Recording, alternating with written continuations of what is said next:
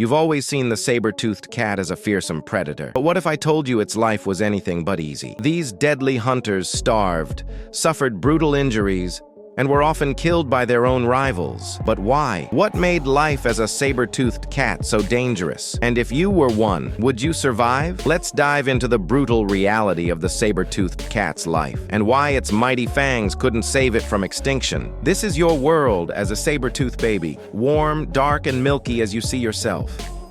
You were born around 2 million BC in the icy plains that will eventually be known as North America.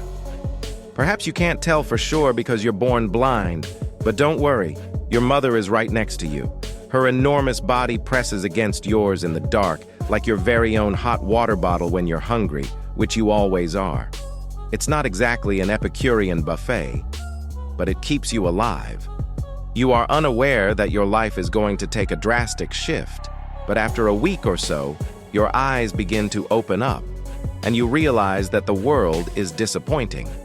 The den is dark, crowded with your pack of 5, and as thrilling as a pile of pebbles. In a maze of tiny paws, your 3 siblings are as lost as you are, stumbling over one another. Fortunately, your mother is still here to keep you warm and fed, but let's face it, her sole responsibility for your survival is pretty awful if it appears that your father is smoking that mammoth pack, which means that he is the saber-toothed tiger who makes all the decisions. Your parents don't get enough prey, and you and your siblings are all learning intermittent fasting. He even dictates when you should hunt, eat, and even pester your mother for that double cream milkshake. Your parents ultimately decide it's time to teach you the basics of Ice Age survival by the time you're a few months old.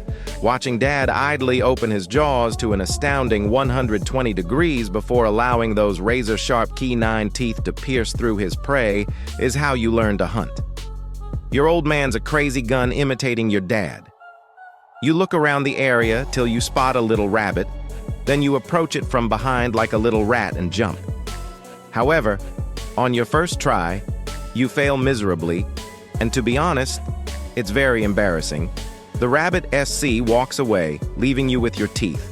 You often witness your parents grunting to one another in a succession of mutterings, perhaps discussing, even if you gradually start to get the hang of it, your kills are still clumsy and frequently not as spectacular as you'd like, but you've learned your first important lesson. Being a predator involves more than just possessing large teeth and a menacing appearance. It also involves patience as you wait for the ideal opportunity to attack. Music. After a year, Dad finally puts you in the starting lineup for a huge hunt. Imagine it as the prehistoric Super Bowl, except instead of touchdowns, it's a biting game. While Mom latches onto the sloth's legs with surgical precision, you and your sibling dive in to finish the job. The sloth barely has a chance. It's down in minutes, and you feast in the cold, satisfying silence. You and your family are stalking a giant ground sloth that is moving through the icy plains like a unit. Dad doesn't hesitate, making the first move, thrusting himself towards the sloth and screaming insults in slow motion before sinking his fangs into its neck. Glitzy, but everyone is exhausted from that delectable laziness for the first time in weeks. Hot pot life goes on as usual, but suddenly something unexpected occurs. You go back to the den and find a new sibling, and you decide it's time to start an OnlyFans because you'd rather get out of there now that you don't have any more family resources. Just kidding. But as you scurry out of the den looking unkempt, you realize that you and your 2 elder siblings weren't the only ones left behind at first. You're not packing that Jurassic pork. The 3 of you manage to bring back just enough food to keep your bellies half full, but this doesn't last long because soon cracks start to form in your little coalition. Food is extremely scarce, and hunger has a way of turning family into rivals. On one occasion, after taking down a hare, you find yourself snarling over that carcass. Siblings stick together while navigating through the cold. You develop a hunting strategy in which one of you chases the prey, another blocks the escape, and the third, well, Dwight, usually just likes to watch. Claws outstretched as Dwight gets a bit too close. After a few more hunts like that, the three of you lose your bond, and your siblings decide to go on their own adventures, leaving you completely alone for the first time in your life. You don't care because your harsh surroundings have made you stronger, faster, and smarter by this point, and your body has changed significantly. You are roughly 5 feet tall, your muscles have grown thicker, and your canines have those amazing sabers. Not only have your teeth grown longer, but your sense of smell has also improved to detect even the smallest hint of life. As you navigate the snow, you've transformed into a more mature teenage saber-tooth who is ready to take on more difficult tasks. As the sun rises over the frost-covered forest, you spot a prey-rich area in the savanna and begin marking the area as your own by making deep scratches into tree trunks and sprinkling your blood everywhere you walk. Over time, the scars on your body serve as reminders of battles fought and lessons learned. You're no longer a careless adolescent, you've grown into an adult saber-tooth, a lean, mean, prehistoric K-machine.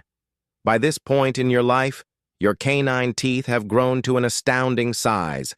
It's a risky move because other predators will view it as a challenge. Oh, that didn't take too long.